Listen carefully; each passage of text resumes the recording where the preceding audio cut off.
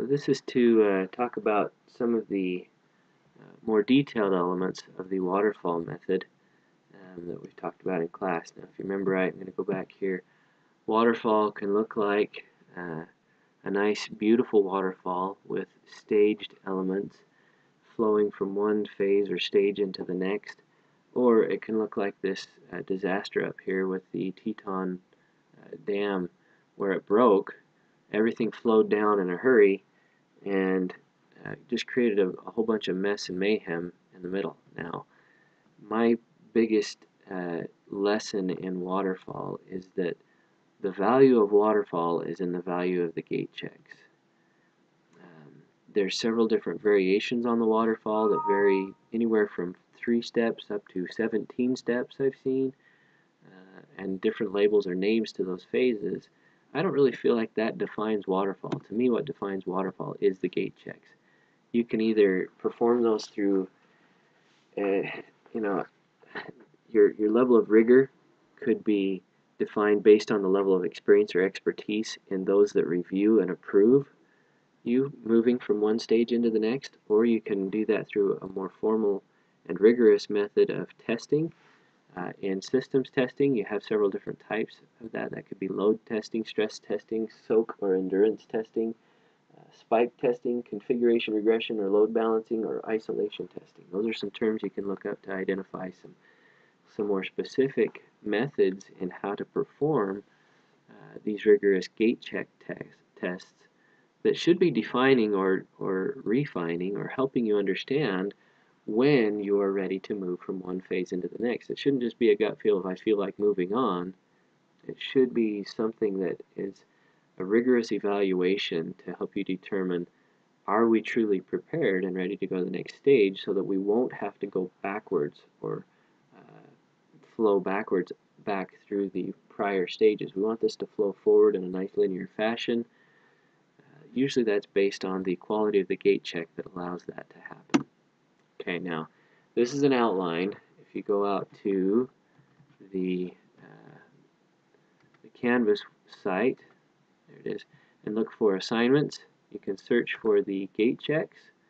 I'm going to put that in right here. There's 3 gate checks in the old waterfall project outline that we used to use. Gate checks. So you see there's the concept phase, the planning or definition phase, and the execution phase. And there are gate checks for each one. If you go to the planning and definition gate check, this is the one that's the most detailed. The concept phase is pretty much just getting the big idea and making sure that that's ready to go. The planning or definition gate check is the more detailed plans that break things down into 6 major areas, into scope, time, cost, quality, risk, and resources. And you can see those major headings up here. Those are the major circle bullets up here, and then the more detailed bullets down below give you several different reporting structures or deliverables that can be created in helping you formalize or formulate your plans in a more detailed fashion. So I think in class we talked a little bit about work breakdown structures, requirements documents, and validation test cases. So I'm not going to hit those too much in depth. That's for scope. I'm going to move on to the time, cost, quality, and risk areas and give you some more depth there. So if we go to time, let's go first here to Gantt charts. Gantt charts are a pretty common thing, so I'm just going to go out here to the images and show you some variety. This one is one that's created in Microsoft Excel, but it shows you the work breakdown structure mindset that you see the WBS column over here on the left. You'll see that it breaks it down with the outline view, where you have the major elements highlighted in gray, so those are the major tasks, and then you have subtasks with the 1.1, 1.2, 1.3, 1.4 right here, and then sub-tasks at the 1.2.1, 1.2.2 level. And this is showing a timeline of how each of these tasks, when they will start, when they will end, their anticipated duration, and then this percent complete column is showing up with numbers here in the percent complete column, but it also shows up in the bars. This is what's called a tracking Gantt, because not only do you have the name of the task and the progress on each individual task, showing how much of it is complete. So this task at the 1.1 level is completely blue. That means that one's completely done. 100% complete, all done. Now the next subtask, 1.2, is a 30-day task. It shows that it's about 95% complete. You see the red line is where we are in time. You see it should have been completed on, it looks like, February the 19th. So this looks like we're somewhere around February the 23rd or 24th. Should have been complete, but it's not quite done yet. These tasks back here, 1.1, 1.2.1, and 1.2.2, they are also, they've started but are not complete yet. It says they're about 20% complete, and they should have been done back around, probably the 2nd of February. Some of these other tasks down here have been started a little early even. So you see subtask 2.1 and 2.2 both have started. They're 50% and 30% complete respectively, even though they shouldn't have started until March 1st according to our plan. So some of the tasks are a little bit ahead, some of them are a little bit behind. That's fairly common in a lot of projects for that kind of thing to occur, but the Gantt chart helps you track that. You can take a Gantt chart, which is your base plan, such as this one. You can turn it into a tracking Gantt by filling in your percent complete, and this version in Excel has the visualization element already built for you. So if you track the numbers over here on the left, it'll create the visualization or the bars and the shading for you. You can get this from vertex42.com, and this is a template that you're seeing on this that allow you to do that. You can just fill in your own tasks and numbers, and away you go. Here's one from the Smart Sheets tool. Here's one from Mind Tools. I'm not sure what software they've used to create that one with. Here's one from, it looks like the Open Gantt software, or maybe Microsoft Project, depending on how they've adjusted the views. This one is from Microsoft Project, and it includes the names of who is in charge of each task and puts the percent complete out in a separate text area instead of doing it graphically. You'll also see on this Microsoft Project one that you've got arrows pointing from one task into the next showing the dependencies. This shows that generating the content storyboard has an arrow that shows that generating the content storyboard task has to be complete before generating the slides and collateral, before that task can begin. So that's why those arrows flow into each other. So that's a Gantt chart. Now, with the arrows, that shows that they're starting to do a critical path analysis. You see these red items here are the set of tasks that are dependent on each other and also creating a constraint on the amount of time that the project will take. Because these red tasks have to flow into each other and they have dependency relationship on each other, that's what drives or defines the total duration of the project. And that's called a critical path analysis. Pretty common concept. You can find lots of videos that help teach you about critical path. I've recorded one myself on the PERT analysis technique that takes the critical path analysis and builds on it. So if you search either the critical path analysis in Canvas, actually let's go back and do that. So let's go back to Canvas. I'm going to hit the assignments link. If you search for critical path, you'll find that there's an assignment on that one. Click there, critical. There you go, critical path analysis.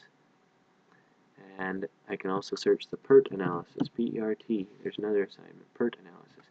Either one of these has some description. It also has some examples. It has some Excel documents you can download, and you can work through these.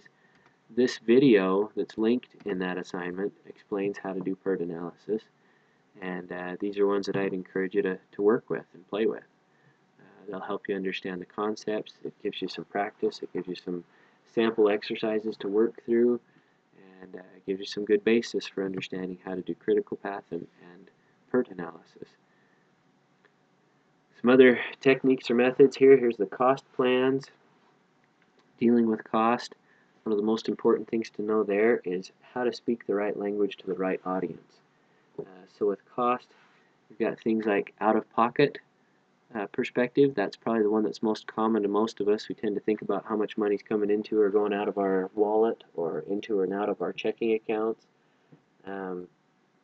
That's a that's a really good one to learn how to master for your personal life.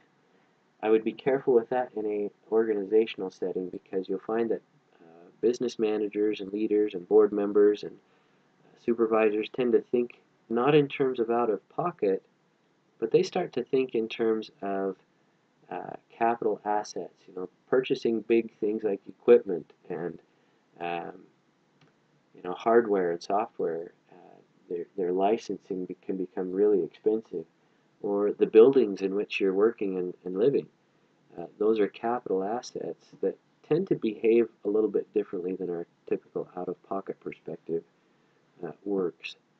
So if you start to understand some of these different terms, such as full fair market value, activity-based cost, capital asset, outlays, return on investment, if you just understand the term return on investment, can work well with that. That's going to make a huge difference in your ability to speak the language of your appropriate audience at the right time. So ways to practice with that: go out and learn about net present value analysis. If I just go search that one here, you'll find a whole host of examples out there. It'll teach you how to do net present value analysis. This shows you the formulas. The formulas are kind of scary. If you go out and find just a spreadsheet that explains it, a lot of times that makes it a little easier to understand how all the pieces fit together and how discount rates or inflation rates play into this.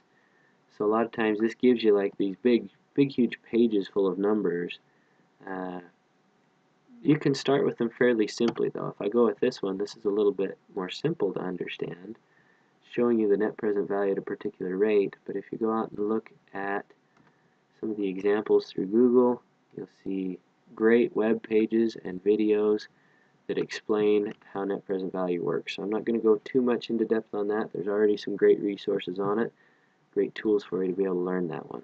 But it's a pretty key one. If you want to understand how to speak the language of business, practice with net present value analysis.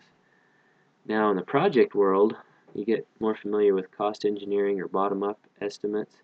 That goes along with WBS. It's basically breaking down your WBS and then estimating each subtask, estimating the costs associated with each subtask so that rolls up into one overall project. Cost baseline is a similar kind of thing, except that a cost baseline breaks it out over time and shows you how your costs will continue to be incurred as you progress through time. I think this chart probably shows that best. It's just showing certain dates in time, showing you how much money is spent, and they used an upward direction on this. Sometimes they'll use a downward direction, or they'll just use bar charts to show where all the expenses are. This one shows you bars to show you how much you spent that week, but also shows a cumulative amount over time.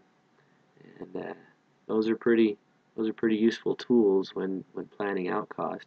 But you got to go through and understand all of that at a more detailed level on your specific project to say where, not only how much do all these things cost, but when will those costs be incurred. A lot of times that's important to know so that you don't run your business into bankruptcy. Bankruptcy can happen really quick if you don't understand when costs are going to occur. One other method there to discuss is earned value management. If I just do EVM, it's a pretty popular method. You'll see some resources to teach you about how that one works. Here's one, it shows how you're going to track your planned value, your earned value, and actual costs. And then as you plot those over time, you can kind of see whether your project is on schedule or not. In this case, they started out under budget and ahead of schedule, because those green line and red line appear above the plan, but then they start to slip and they go behind or underneath the planned value, which means that they are now behind schedule and over budget. That's the way these are meant to be depicted. There's a couple other examples of this. You can see how EVM allows you to visualize your plans and your progress on a project, and you can see how to calculate those out. Again, if you go out to Canvas and search for if you search for earned value management, there's also some examples out there and some projects to be able to practice with. Earned value. So here's a quiz on it. Here's Here's estimation rules that shows an example or in a spreadsheet on how to work through this railroad project. It's two friends that are creating a model railroad. There's several videos in there that explain how EVM works. I'm going to head back here to Waterfall. So that's all of cost. Now I'm going to hit quality. Quality, there's 4 different techniques there. Design review. A design review is essentially just your expert opinion, where you pull in experts, you talk over things, you show them what you're doing, and they'll explain to you and give you some feedback on whether you've done a good job or not. That's a quality method. Again, that one only works based on the level of expertise and capability of your reviewers.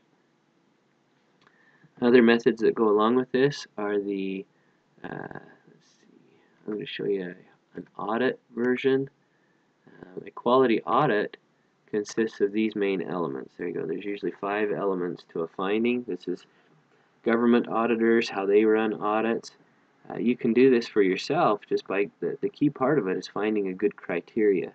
The criteria means a good standard, or usually a written standard or a policy somewhere, or some kind of standard that's agreed upon in an organization or with a professional setting, where they define, doing this thing, it establishes the quality of the outcome. For example, in building codes, they're constantly changing, but nowadays they say that you've got to have, say, electrical outlets every 8 feet or every 10 feet. It's mostly because our dependence on electricity has changed over time, and that's how people like to have electrical outlets that often, and that defines quality for them. Other elements of quality could be in a building, could be having a certain level of load bearing or weight capacity, and running through the process of actually performing the calculations on the strength of materials and the load that they'll be bearing, and running through all that with a safety margin. Those are criteria that can be used to establish how to do a finding. Once you have the criteria, basically all you have to do is check to see how close are we to that criteria. So your criteria is the standard. The condition is what you actually measure or find when you're auditing something. And then you have to look at the cause and effect. If something's out of whack, you need to try to define why or how. What's the cause? Why is it out of whack? What's the effect? If it stays out of whack, how bad is it going to be? This is where this starts to play into risk factors. And then when you're done, you have some kind of a recommendation that's made. Once you've analyzed all that, you want to make some recommendation on how do I deal with those kinds of things. So that's how to do that's the nuts and bolts of how to do an audit.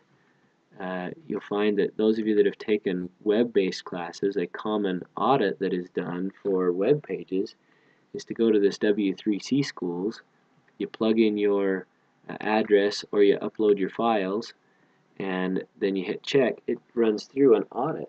It basically goes out to say, okay, the World Wide Web Consortium is a panel of experts and an organization that is there to establish quality in web pages. They define the standards, they define the technical implementation of those standards, and then they can create tools like this to perform an automated audit to be able to check and see, hey, does this all function the way that it's intended to function? If it doesn't, then it gives you some feedback and says you want to look back at these things. Then you have to determine whether you're going to continue on with that level of risk or whether you want to fix the problems that are in it. And that's essentially an audit. It just gives you another take on how to do it. This is an automated version. Now, 2 other methods of quality. You can do perform quality metrics, so you can create quality metrics to be able to analyze your projects. This web page shows you how Motorola took high-level goals or abstract goals. And so here's one that says just, we want to improve project planning. That's a great goal. Now the question becomes, how do we do it? And more importantly, how are we going to measure whether we've ever accomplished it or not? So they identified from their goals some measurement areas, and this is showing how they did this. So they had this goal. They created a question that says, what was the accuracy of estimating the actual value of a project schedule? So they take this vague idea and turn it into something more specific. So they turn it into an accuracy statement, and then that allows them to create a measurement where they do the actual project duration divided by the estimated project duration. and that creates a metric that they can measure their progress with. This shows you how they did that with about 7 or 8 different goals, turned them into calculations. That's a pretty good example of how to create that. Another resource on that is a book called How to Measure Anything. And there's a great book on this to be able to show these general principles and how to accomplish them. If you go down to this Less Wrong Wiki resource, How to Measure Anything on the Less Wrong Wiki. I think that's a funny title, but this gives you a brief synopsis. So it's kind of like the Cliff Notes, or like a probably about a 5 or 6 page summary of a 200-page book. So it gives you some ideas and principles and examples on how to do this. So those are metrics. Those can be used to kind of measure your performance as you go along. One final method of quality management is the House of Quality. This is one that has some, if you click on these different images, you'll see that the symbols that they use and some of the layout is a little bit different, but essentially the idea behind the House of Quality is very similar, just slight differences in how it's implemented in these figures. They've got criteria on one side, custom requirements on one, technical requirements on the other. They've got a correlation matrix up at the top that tells you how the technical implementation and what the customers want, how they work together.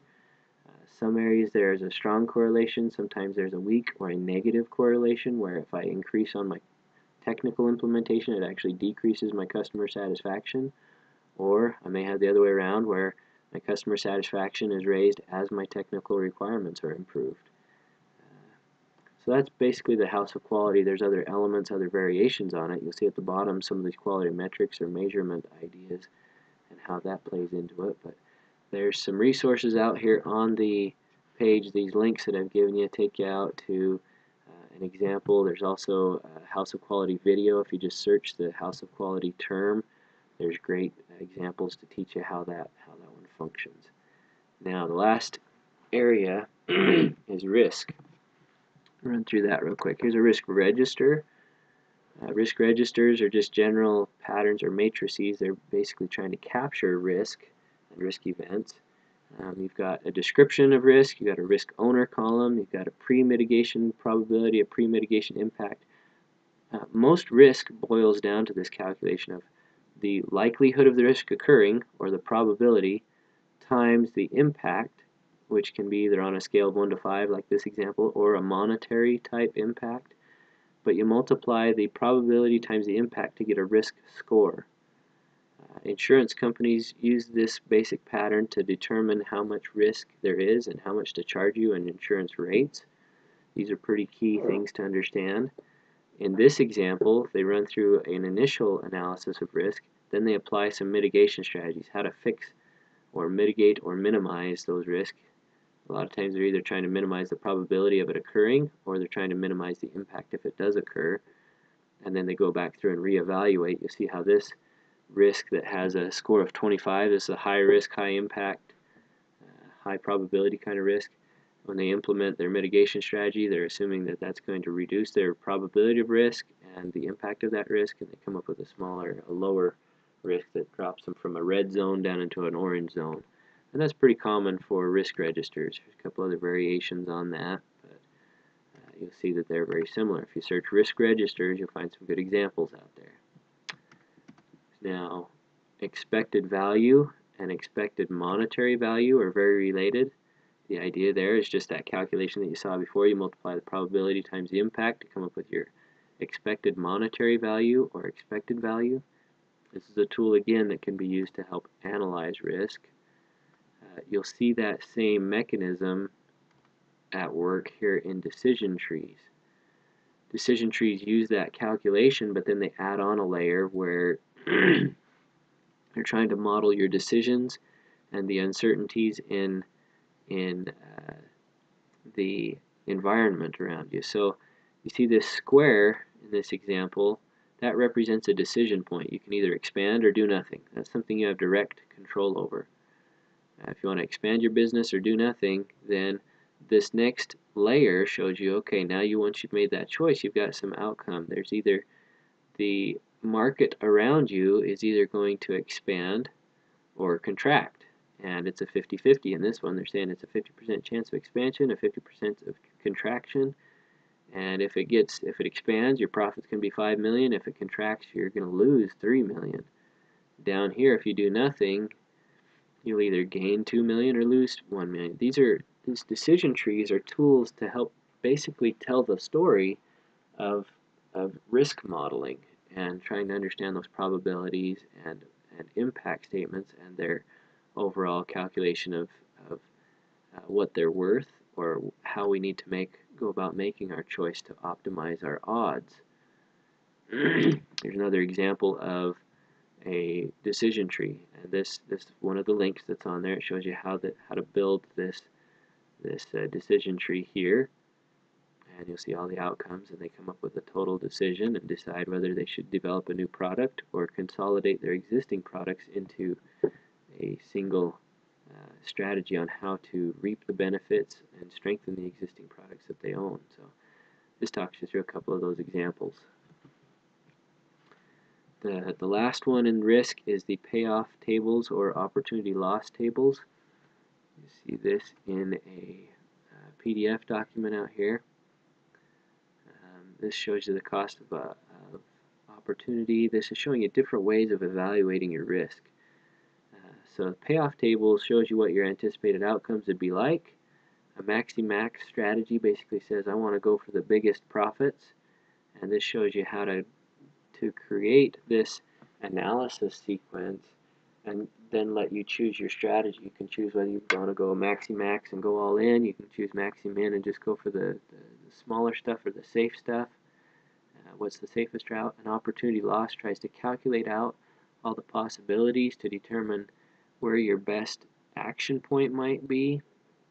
And a mini-max regret solution says, if I had perfect information and knew exactly where things would fall out in the future, what decision strategy would minimize my regret, or when would I be the least sad over the choices that I made? So those are different strategies that can be implemented in using with payoff tables. So all of these strategies are things that have sources and resources out here in Canvas.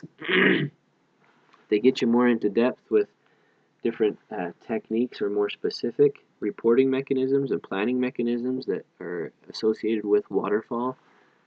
That should help prepare you. You could take these ideas and use them with different areas, such as earned value management. There's been some development in a concept called Agile EVM that takes the earned value management principles and makes it useful for other types of projects, such as Agile or software development or operations-based planning. You can take these basic ideas and start to learn how to tweak them and use them in different settings. But you usually have to practice with that before you develop that level of expertise. So that gets you a little bit further into depth with Waterfall, gets you more down to the more detailed level of picking apart the techniques that are affiliated with Waterfall. And I'd encourage you to work with that. That can get you beyond it can get you first to start with the shoe level of following Waterfall at a more detailed level. And then as you practice with this, maybe practice with it for dinner, maybe practice with a specific technique, learn enough about it that you can try to figure out how you can apply it to dinner one day or your lunch. And this can clarify, it gives you some experience, gives you some practice, and then you'll start to learn how you can question or adapt these techniques. That gets you into through Shu and into Ha, where you can more intelligently depart from this method and know when and where and why to depart. So I'll leave that with you, and hope this works out well. Thanks. Bye.